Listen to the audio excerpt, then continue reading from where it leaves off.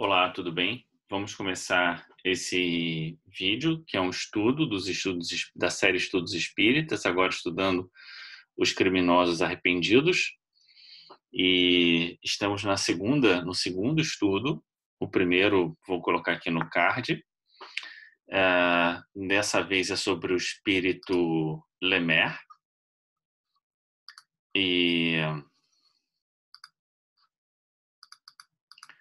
Deixa eu dar uma olhada aqui, que eu estou aqui meio perdido. Sobre o espírito Lemaire. Antes de começar a nossa leitura do caso e o estudo do caso, vamos pedir a Deus que nos abençoe você, a sua casa, a sua família, a todos nós que nos unimos agora para o estudo do Evangelho e dos casos, né, que nos ajudam a pensar a nossa vida. Que Deus nos abençoe e principalmente, né, nesse caso tão difícil, que é o caso do espírito Lemaire, que onde quer que ele esteja agora, ele já esteja, que ele seja abençoado, que ele seja também envolvido em bênçãos de paz, onde quer que ele esteja, tá bom? Vamos começar aqui, então, esse caso. Vou abrir aqui a tela. Pronto, vou botar aqui para cima isso. E a gente está aqui, o caso Lemaire. Como eu falei, desculpem, é o segundo caso da série de relatos de espíritos criminosos arrependidos que está no livro Céu e Inferno, que faz parte da codificação kardeciana, né? Nós já fizemos a leitura e o comentário de todos os espíritos em situação de expiação terrestre. Também vou botar o card aqui para vocês. Tá bom? Vamos começar então aqui a ler a história do espírito Lemaire. E como nós falamos anteriormente, é um caso bem difícil assim, e por isso vamos falar com todo o cuidado sobre ele, né? Então, condenado à pena última pelo júri de Aisne e executado em 31 de dezembro de 1857. Então a gente não sabe exatamente o que aconteceu com ele, mas ele foi morto, né, em 1857. Evocado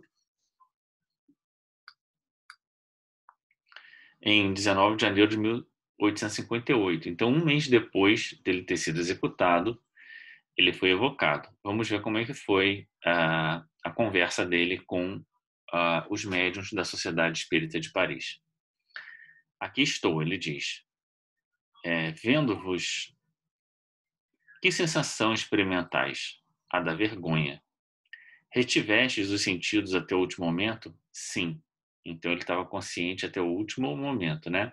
Alguns espíritos relatam perder a consciência um pouquinho antes, né? Por tamanha aflição, um pouquinho antes de serem executados, né? No caso dele não, ele ficou lúcido e consciente até o último momento.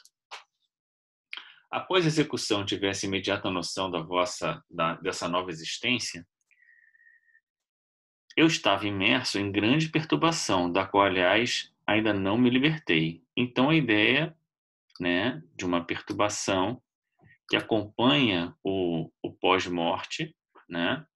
Essa perturbação, ela é muito variável. Então, a gente pode entender assim: ele já desencarnou há um mês, ele não se sente completamente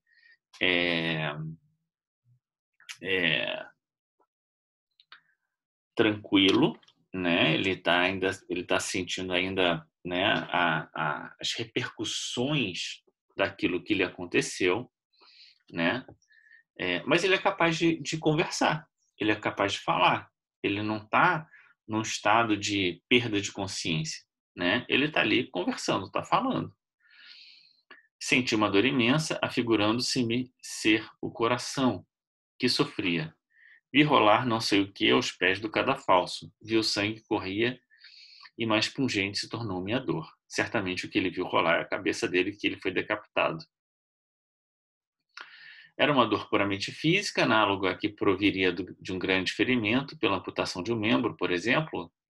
Não. Figurai-vos antes um remorso, uma grande dor moral. Então, a gente fica muito impressionado nessas horas, achando que a pessoa teve um grande sofrimento físico. Ele vai falar também ainda de um sofrimento físico, mas o grande problema, né, é a dor moral, né? No estado de espírito, o que mais importa é o estado de alma, né? E ele,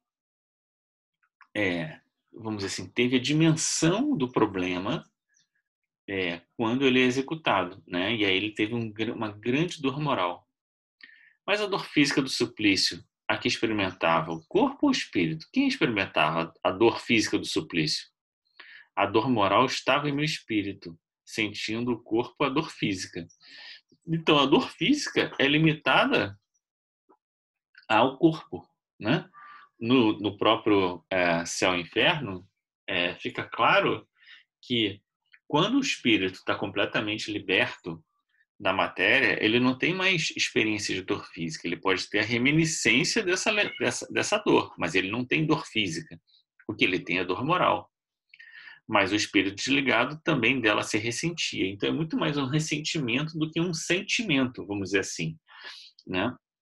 É muito mais da reminiscência, da lembrança, de você se lembrar de uma coisa e aquilo volta na sua mente e você sente, né?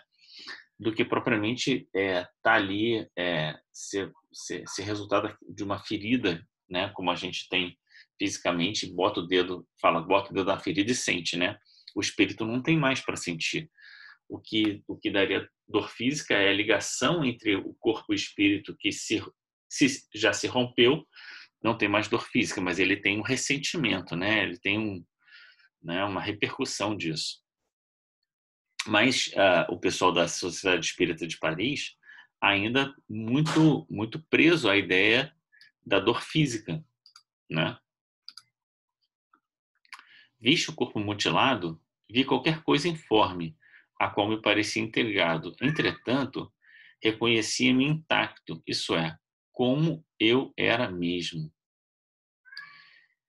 Então, esse é um dos pontos mais delicados da dificuldade do espírito da aceitação da morte.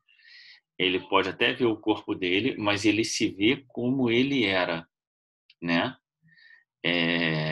Ele se reconhecia intacto. Então ele se reconhecia tal como ele era. E isso faz com que ele duvide que ele morreu, que ele tenha morrido, né? E dificulta a entrada dele, a percepção dele maior do mundo espiritual. Que impressões vos advieram desse fato? Eu sentia muito a minha dor, estava completamente ligado a ela. Aqui ele não especifica se era a dor física ou a dor moral, né? Mas ele já fez a clara distinção entre uma coisa e outra. Será verdade que o corpo vivia ainda alguns instantes depois da decapitação, tendo o supliciado a consciência de suas ideias?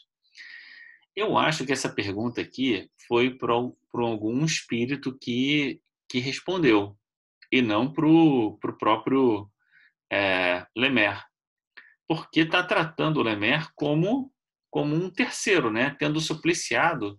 Se estivesse perguntando para ele, teria perguntado: será que não aconteceu isso com você? Né? Então essa pergunta aqui ficou meio estranha, não dá muita clareza de para quem a pergunta está sendo feita.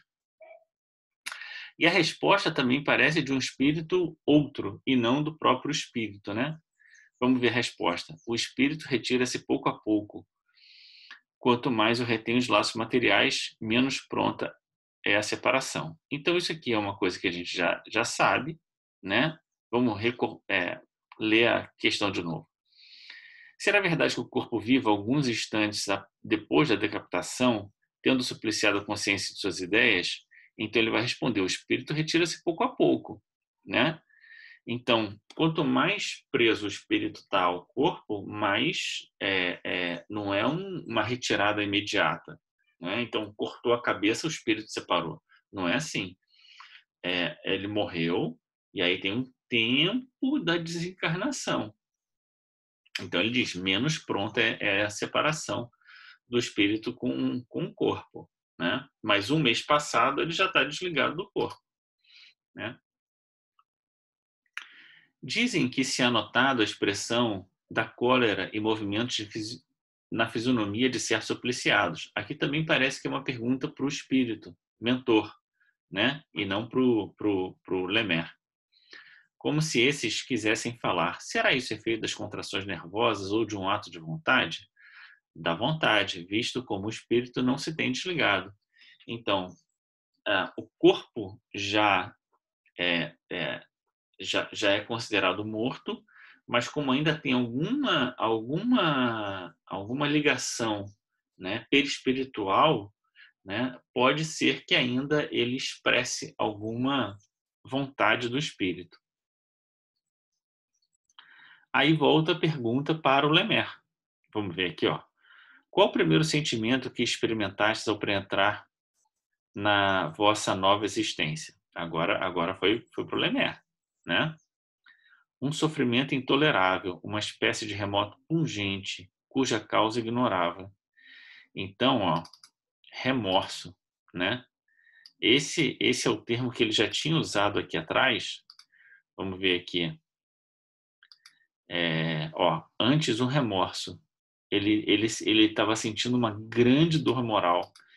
E esse é o ponto central que a gente deve prestar muita atenção. Às vezes a gente fica muito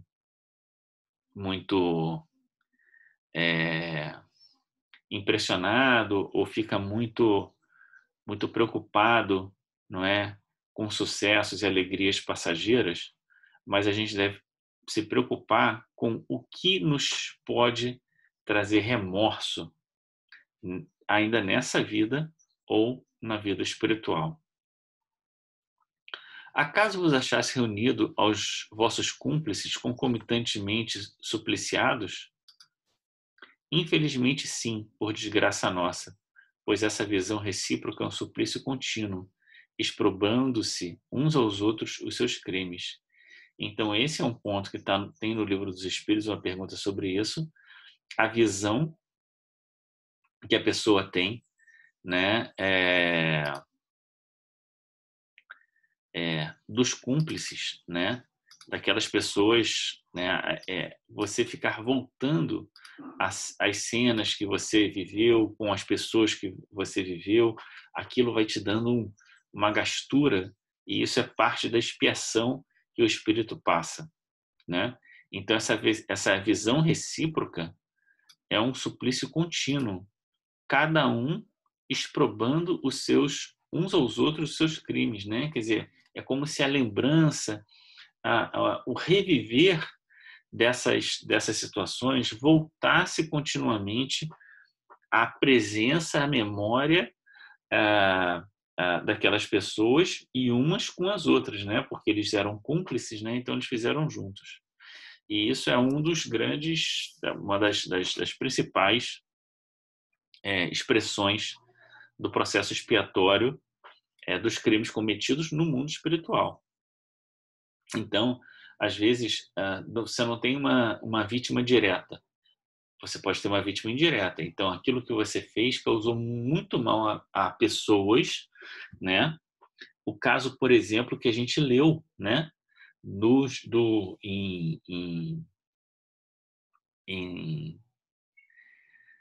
livro de Alcione, né? Renúncia, a gente viu o caso de Rob, né? De Rob não, Rob, né? Ele renasceu como Rob, né? Mas ele era oh, meu Deus, esqueci o nome dele.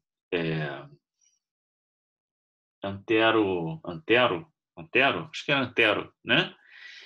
O que ele faz? Ele passa a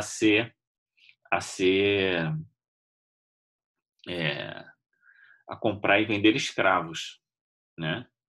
E quando ele desencarna, aquelas pessoas, né? A imagem daquelas pessoas vem à memória dele, vem à mente dele.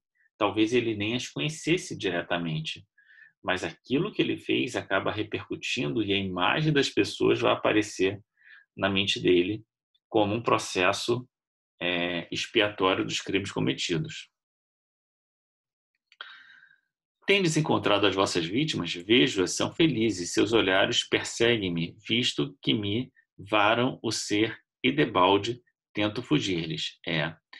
Essa, essa, esse é outro aspecto, né? Quer dizer, então, tanto os cúmplices quanto as vítimas, elas estão ali e você não consegue, o espírito tem dificuldade de se desfazer disso, né?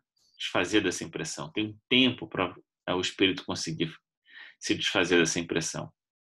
Que impressão vos causam esses olhares? Vergonha e remorso. Ocasionei-os voluntariamente e ainda os abomino. Então é como se você fizesse uma coisa ruim e chega uma hora que você disse assim, nossa, eu tenho vergonha do que eu fiz, né? Só que isso numa dimensão muito maior, porque enquanto a gente está encarnado, o corpo físico filtra os nossos sentidos, né? E no mundo espiritual, não. No mundo espiritual, a gente vive isso de maneira intensa, muito mais intensa. E qual a impressão que lhes causais vós? Piedade. Então, aqueles que foram vítimas olham para ele com piedade, né? E ele olha para as vítimas com vergonha e remorso, né? Então, mais uma vez, a gente precisa se ligar, né? O que as nossas ações fazem em repercussão para os outros. Terão, por sua vez, ódio e o desejo de vingança? Não. Os olhares que volvem lembram-me a minha expiação. Pois não podeis avaliar o suplício horrível de tudo devermos àqueles a quem odiamos. Então, olha só que situação. Ao invés das vítimas odiarem ele e perseguirem, eles têm piedade. E aí ele se coloca numa situação superior. E ele, que odiava aquelas pessoas, agora tudo lhes deve. Olha que situação, né? E provavelmente ele vai ter que reencarnar e vai encontrar alguma dessas pessoas, pode ainda nutrir um sentimento, né, de estranheza, mas ele tudo deve àquelas pessoas, né? Lamentais a perda da vida corporal? Apenas lamento os meus crimes. Se o fato ainda dependesse de mim, não mais sucumbiria. Então, isso é um ponto importante da gente pensar que a gente não pode, né? A gente não pode, não. A gente deve ter muita vigilância para que a gente não sucumba e depois a gente passe por situações de grande remorso no mundo espiritual. O pendor para o mal estava na vossa natureza ou fostes ainda influenciado pelo meio em que vivestes? Sendo eu um espírito inferior, a tendência para o mal estava na minha própria natureza. Quis elevar-me rapidamente, mas pedi mais do que comportavam minhas forças. Então, olha só, ele sabe que ele pediu uma prova mais difícil da que ele podia dar conta e ele acabou falhando, né? Diferente dos de expiação terrestre, que às vezes aumentavam um ponto na sua dificuldade e venceram. No caso dele, ele tentou se elevar mais rapidamente, pediu uma prova acima das suas forças e sucumbiu. Acreditando-me forte, escolhi uma rude prova e acabei por ceder às tentações do mal.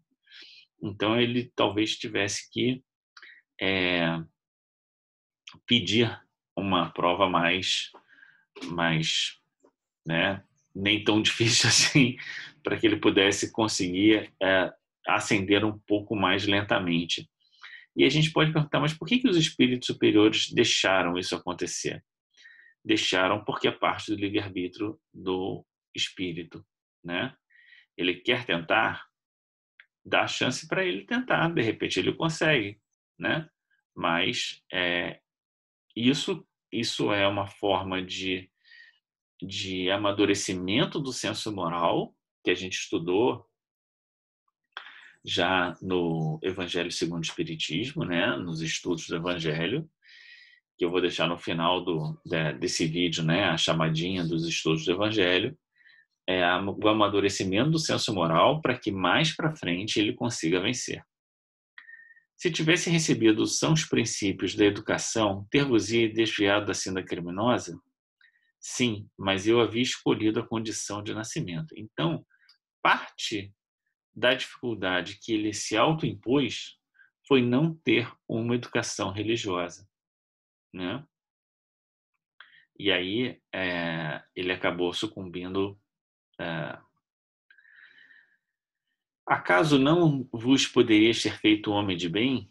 O homem fraco e incapaz, tanto para o bem quanto para o mal. Poderia talvez corrigir na vida o mal inerente à minha natureza, mas nunca me levar à prática do bem. Talvez ele esteja aqui numa situação de muito difícil para ele, né? Responder um tipo de pergunta dessa. Ele acabou de sucumbir, está 1 mês que foi decapitado, né? Então, perguntar para ele, olha, você acha que você conseguiria ter saído um homem de bem?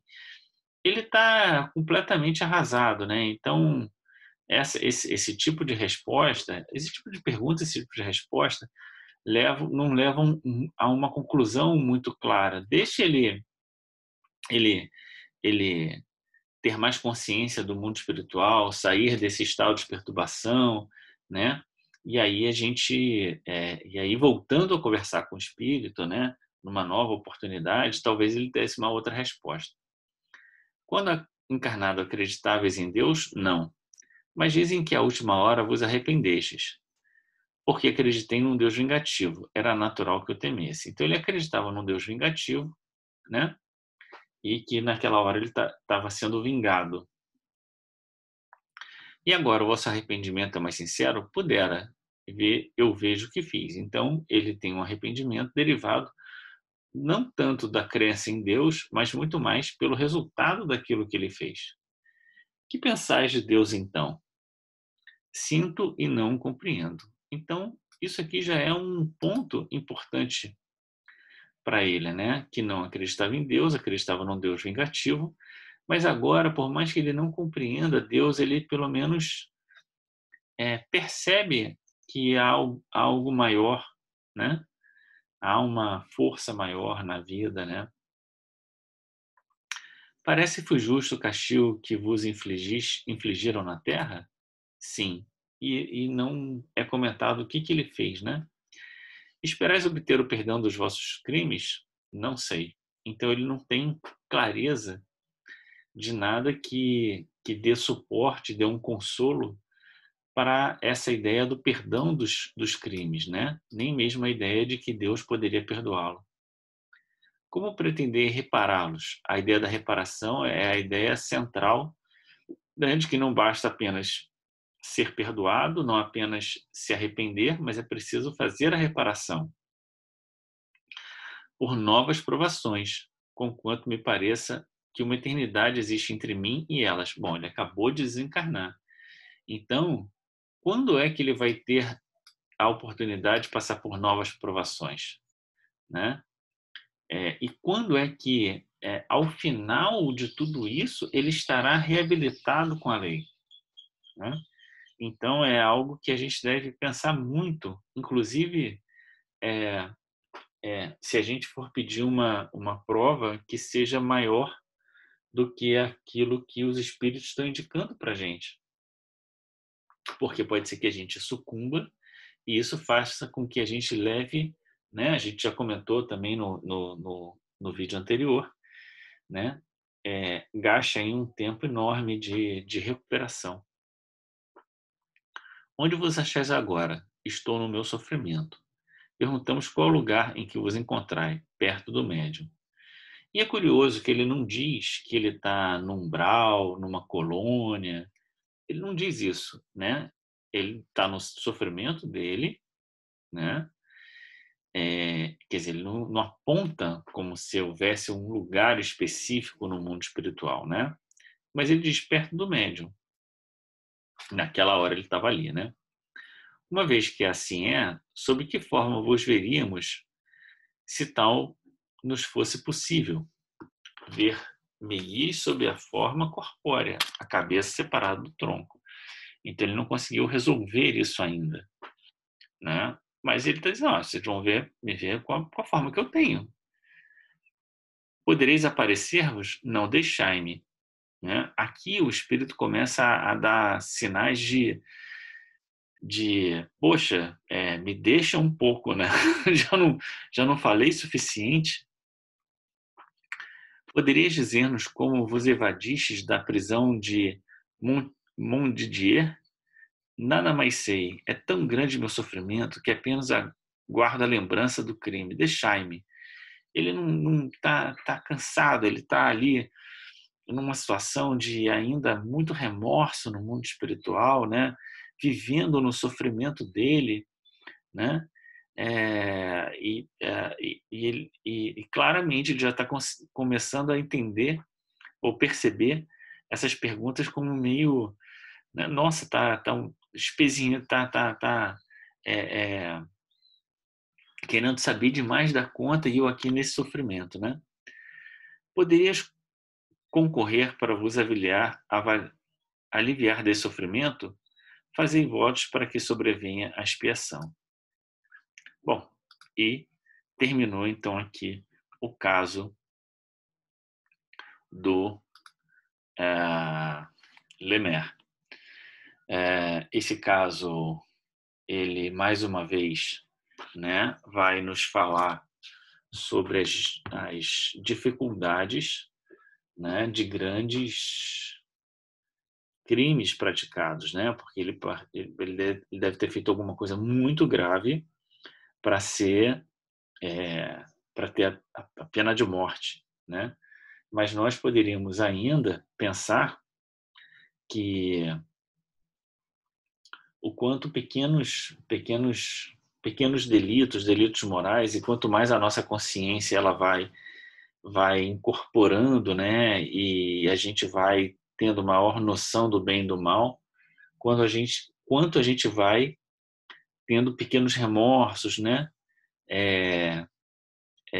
sobre coisas que a gente fez. Então é muito importante a gente lembrar da ideia da conciliação, né? Concilia-te com o adversário, concilia-te com as situações, para que você não tenha que repensá-las no mundo espiritual, revivê-las no mundo espiritual, às vezes de forma não necessariamente tranquila, né? Em que as situações se colocam, se impõem para você novamente, para que você entenda a gravidade daquilo que você fez, né?